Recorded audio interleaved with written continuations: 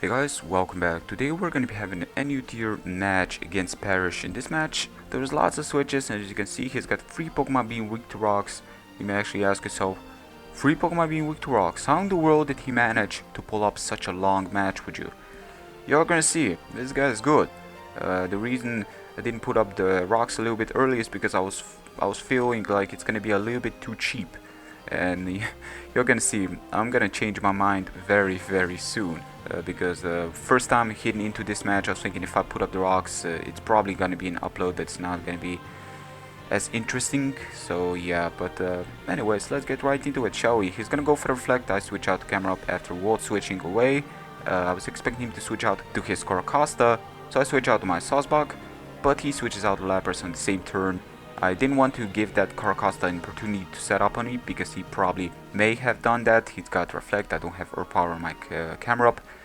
Still no opportunities to put up the Stealth Rocks. I could switch out on this particular turn, but the problem is he's probably gonna start setting up on me, and that's something I cannot afford to take. So I'd rather whirlwind him away than put up the rocks as he tries to sub away a Sword Dance and all those things, especially with the speed boost. I don't want to be facing that. I feel like baton passes into Coracosta or any other of those threats, you know.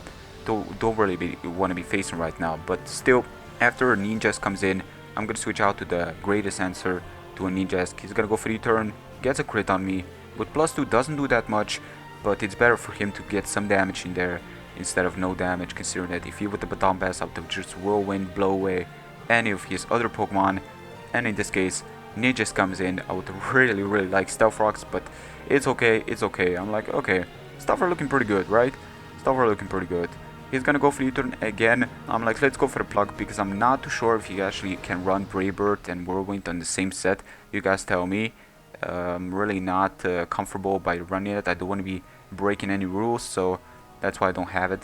And pluck, you know, just in case I break a barrier or two. You never know, in situations that can be crippled, can be ground breaking, are the situations I'm running it. Plus, not many flying types to consider on Golbat, so may as well run pluck, right? Anyways, I'm gonna switch out to Misdreavus. I was really thinking he's gonna wish or something like that, but the guy actually goes for the worst, because he goes for T-Wave, as I am actually a Mismagius set. You guys know, Calm Mind, Hidden Power, fighting Shadow Ball, people's nightmare back in the 4th generation. This is a Mismagius with Evilite, but he managed to paralyze me, so he managed to cripple me through the rest of this game.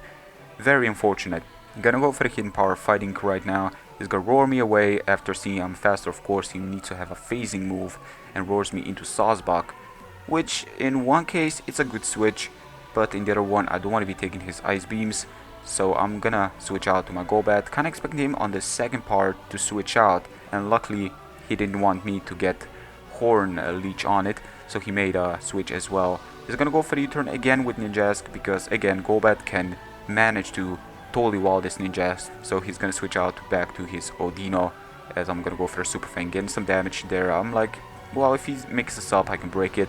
If he switches out to Odino, let's at least do some damage to where he's gonna need to wish and so forth. I'm gonna try to avoid his T-Wave in advance, and I managed to avoid, which is gonna give me the opportunity to put up rocks, giving him thinking I have Earth Power over Earthquake. He's probably gonna switch out to his Lapras instead of Coracosta. Plus there is no Reflect to consider.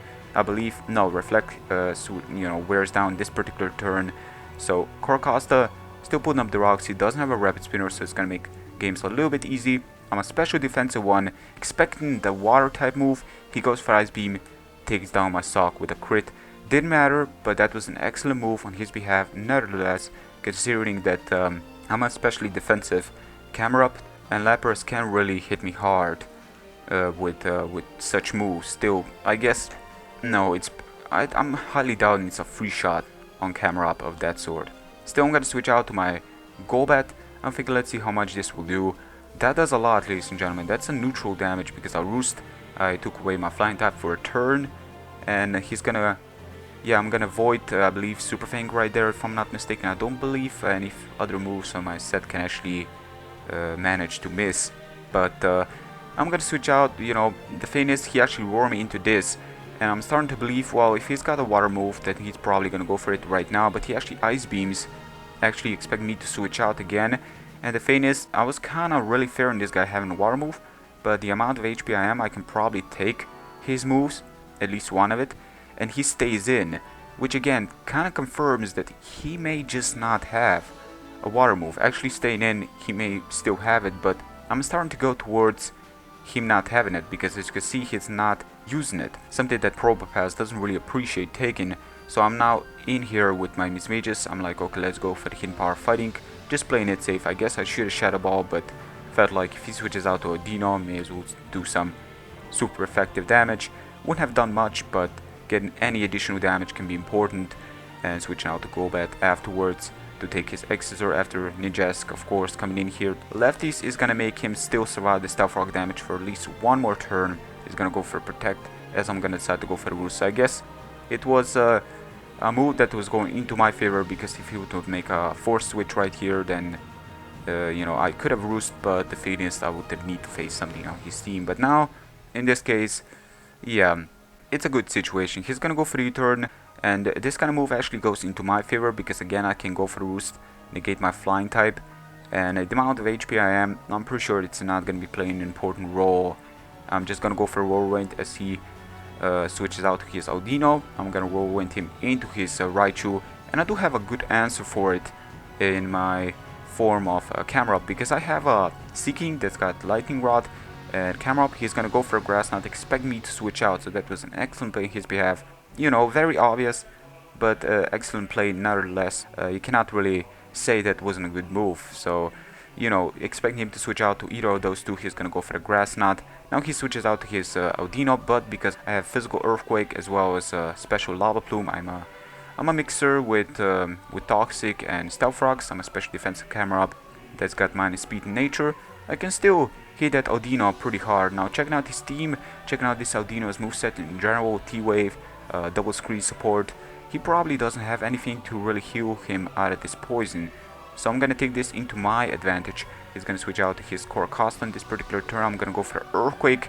The thing is, he's still gonna take the Earthquake really well, and he's gonna pass his wish into back to his Coracosta, which may just have Sturdy, because I don't know, I'm just starting to feel that he may have Sturdy. Solid Rock would probably do less to Coracosta. That thing is quite bulky. Gonna switch out to my Golbat now, as he goes for Stone Edge. Expect me to switch out yet again, makes an excellent move there. Could have attacked him, but I just couldn't allow him starting to set up on me. Yeah, but at the same time, you know, the Waterfall is still an option. I'm 4-time weak to it. Camera Up, even after having Solid Rock, would still not take it. So he does decide to go for the Shell Smash. This is actually quite crucial. Seeing how much Stone Edge did, I'm starting to wonder if it can actually one-shot me. I'm doubting. I believe I can still survive with minimum HP, plus there is a chance he will miss. So he actually decided to go for the Waterfall. As you can see how much that did a lot of damage. He was just going for the flinch. He was trying to flinch me first, and then go for the Stone Edge to be sure it's going to be enough to take me down before I actually whirlwind him away and have something else as a Roost fodder. Unfortunately, I did to whirlwind him away. He didn't get a flinch, and in that case scenario, I actually get the upper hand. Thankfully, he didn't go for the Stone Edge. Then again, like I mentioned, there is still a missing chance. Actually, when you think about it, he should have gone for that risk, because that Coracosta would have ruined my team completely after that. Like, there's literally nothing I can do, which is kind of crazy. Coracosta is such a beast in here.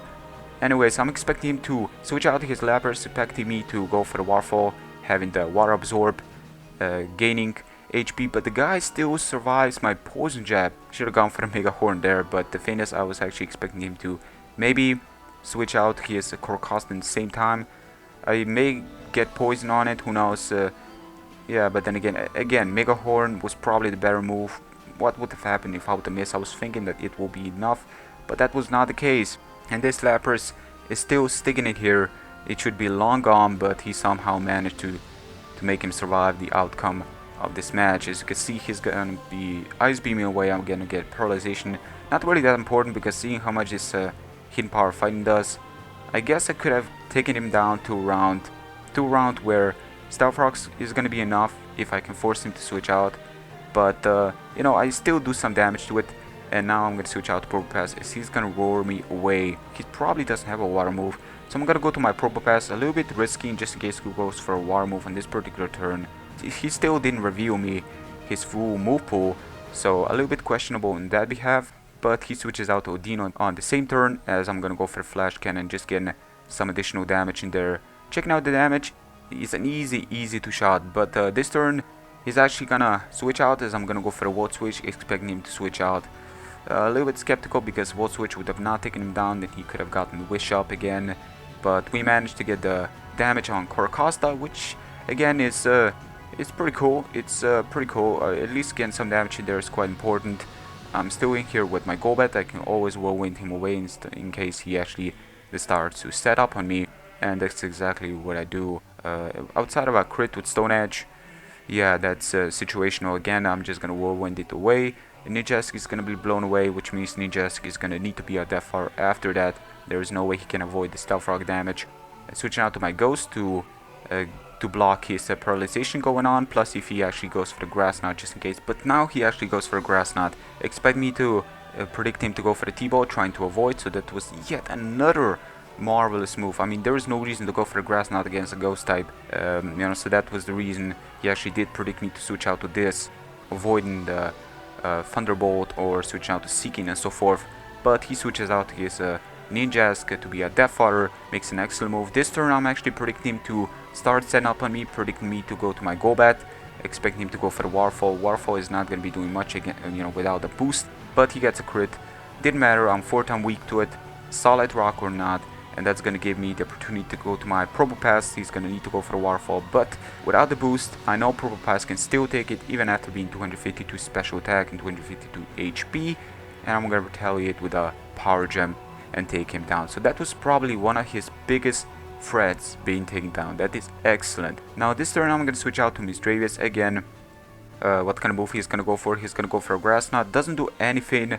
It actually kind of looks like Life Orb damage from him was doing a little bit more than my Grass Knot damage on it. So this Pokemon is pretty light. It's really not all that heavy, I guess. I'm going to switch out to my Seeking, and I'm thinking I'm just going to go for the Poison Jab on this particular turn, because if he switches out, well, Poison Jab is still going to be dishing out some damage with Stealth Rock support. It's probably going to be enough to two-shot the majority, but I'm going to go for the Poison Jab against the Odino after Raichu has been taken down. I guess he was thinking that I'm not Scarf to take the Grass Knot. I guess I could have taken one Grass Knot from it. Yeah, anything else on it? Nah, yeah, I would have easily taken it because I do have Lightning Rod. Now Odino's going to be two-shotted. Excellent, because now he's got only Reflect instead of Wish, and that's gonna allow me to still manage because now his main Wish support is down. I'm gonna switch out to my Golbat. He's gonna go for the T-Bolt. He's gonna get the 10% paralyzation on this turn, and you're gonna see right now he's gonna go for T-Bolt again. I'm starting to wonder. I'm pretty sure this guy was expecting me to switch out to my Probopass. He's got Bolt Beam, which is kind of interesting because when you think about it, Bolt Beam has got excellent coverage, and he's got Coracosta to cover his water. So I guess that kind of makes sense. He's got Roar, Bolt Beam, it really does make sense. Plus he's got Toxic for all the bulky waters that may be coming his way. Well, bulky waters are kind of weak to T-Bolts, but just in case, you come across something that you wouldn't be wearing him down, like a Hypno or something, kind of makes sense. Now I'll go for the Poison Jab because that is under Reflect. It's not going to be enough. He's going to go for Ice Beam. At first I was thinking that on the T-Bolt, on the switch, that he forgot about Lightning Rod, but as you can see, he didn't forget about Lightning Rod. He was expecting me to switch out. That's right, that's exactly what he was expecting there, because he would have just T-Bolt this guy anyways if that was the case, expecting the super effective damage, but he didn't know what he was doing there. But that's still gonna give me the opportunity to switch out to my Probopass, realizing that he doesn't have the things that can hit me hard outside of T-Bolt, but he's probably not gonna do it because of the Seeking in there, and I'm gonna manage to take him down. So it all comes down to this Power Gem. Power Gem does a lot. Reflect wears down, not a problem, not very important. It's gonna go for a Sleep Dog. That right there is a Sleep Dog resting Flareon with Guts. That's really interesting, and as you can see, he does manage to get a move off, which is gonna allow him to get a speed up. And with Guts, that was no question enough to take me down, but I'm still Scarf and I can still manage, even with Adamant Nature. I believe he's running Adamant Nature as well, and I'm gonna manage to outspeed him even with +1 speed. That managed to come down to a really narrow 1-0 score, and I hope you guys have enjoyed as much as I did. This was one incredible match. Parrish, I love to battle you again. share this video with others. Thank you very much, and until next time, take care. Peace.